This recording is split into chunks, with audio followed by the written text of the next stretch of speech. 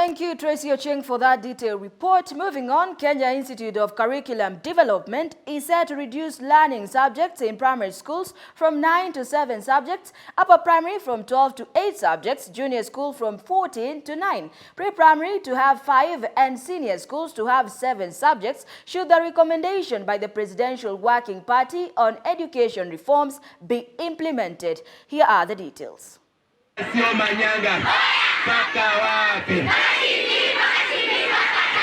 The Presidential Working Party on Education Reforms submitted its report to the President at State House on Tuesday. These recommendations contained in the report of the Working Party shall be implemented not in the future, but beginning now. After a lot of anticipation from stakeholders, the Presidential Working Party of Education Reforms has recommended that the contentious competency-based curriculum be implemented with adjustments. The learning areas will be reduced from 12 to 8 at upper primary and 14 to 9 at junior school. The learning areas at pre-primary to be 5 and at senior school to be 7. The team noted that the move would address the overload and overlaps. Good morning, class. Good morning.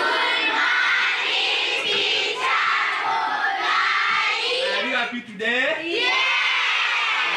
The report recommends that schools should prioritize investing in foundational learning to avert future crises in basic education. Basic literacy, numeracy, and transferable skills such as social and emotional skills ensure essential blocks for acquiring higher order skills.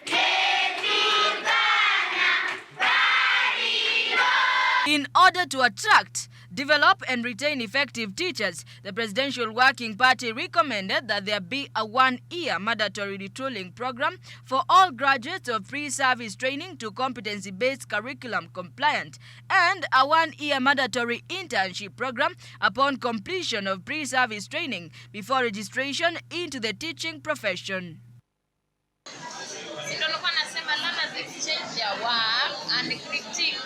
In addition, the team recommended the implementation of a revised capitation in view of the realities of CBC as follows: 1,170 Kenya shillings for pre-primary, doubled capitation to 2,238 Kenya shillings. For primary level, junior schools 15,043 to be 22,527. Others include 19,800 for special needs institutions and 38,280 for special needs education. They recommended that the capitation and grants to be reviewed every 3 years. How are you? Other recommendations include: 1. Adopt a sustainable financing model for university education that combines grants, scholarships, loans, and household contribution for different categories of students as vulnerable, extremely needy, and less needy in order to address equitable access and inclusion in education. 2. Enact the proposed tertiary education placement and funding bill to consolidate with Higher Education Loans Board, University Funding Board, and TVET Fund for higher education funding efficiency.